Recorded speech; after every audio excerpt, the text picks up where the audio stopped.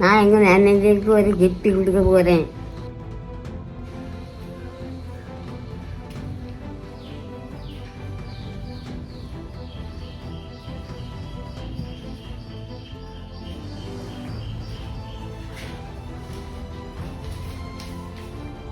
என்ன பாட்டி?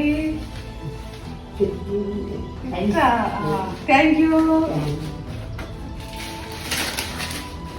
என்னது? சூப்பர், சூப்பரா இருக்கு பாட்டி. சரி சரி பாட்டி.